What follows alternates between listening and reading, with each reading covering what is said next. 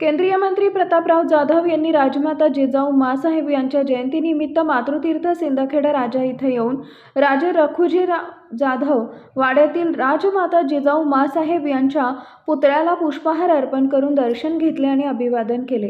जिजाऊ माँसाहेब यांच्या जयंतीनिमित्त शिवप्रेमींचा उत्सव नोंद वाहत आहे। माँसाहेबांचे दर्शन सर्वांना प्रेरणा देणारे असते।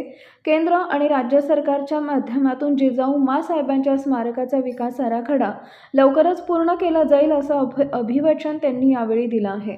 आज जिजाऊ जन्मोत्सव मोठ्या उत्साहात साजरा केला जातो।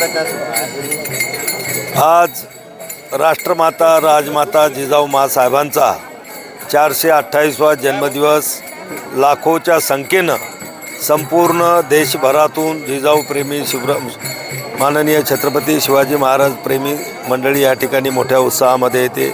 विशेष करून महिला वर्गांचा सुद्धा मोठ्या प्रमाणे या ठिकाणी सहभाग असतो आणि खऱ्या अर्थानं हे आपल्या सिंदखेड राज्याचं बुलढाणा जिल्ह्याचं ज्याला आपण मातृतीर्थ जिल्हा जिजामातेच्या नावानं ओळखतो त्याचं हे वैभव आहे। आज 12 जानेवारीला हा जन्मोत्सव साजरा करत असताना आपण पाहत असाल की प्रचंड उत्साह या ठिकाणी पुरुषांमध्ये, महिलांमध्ये, तरुणांमध्ये, तरुणीमध्ये ओसांडून वाहताना आपण या ठिकाणी पाहतो। निश्चित जिजामातेचं आज दर्शन घेतल्यानंतर एक नवी प्रेरणा लोक या ठिकाणाहून घेऊन जातात आणि आचरणात आणायचा प्रयत्न करतात।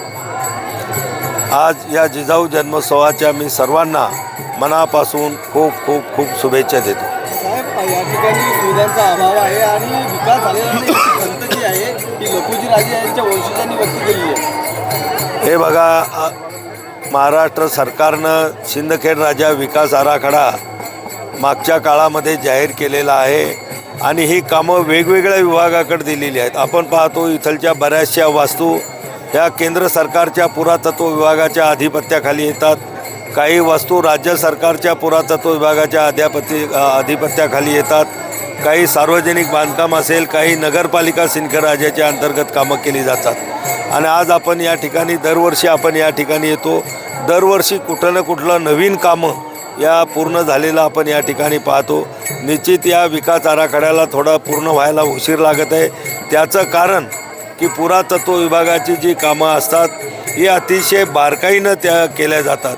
ज्या पुरातन वास्तू आहेत त्याचं सामरस्य ठेवत त्या सर्व कामं त्यांना करावे लागतात आणि हे करत असताना काही अडचणी येतात, त्यामुळं थोडा उशीर ती कामं पूर्ण व्हायला लागतो।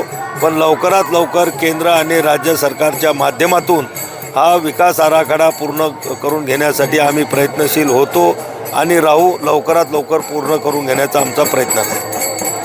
ताज्या घडामोडी जाणून घेण्यासाठी शिवशाही न्यूज यूट्यूब चॅनलला सबस्क्राईब करा। आपण हा व्हिडिओ फेसबुकवर पाहत असाल तर फेसबुक पेज फॉलो करा आणि शिवशाही न्यूज.com या आपल्या वेबसाईटलाही भेट द्या।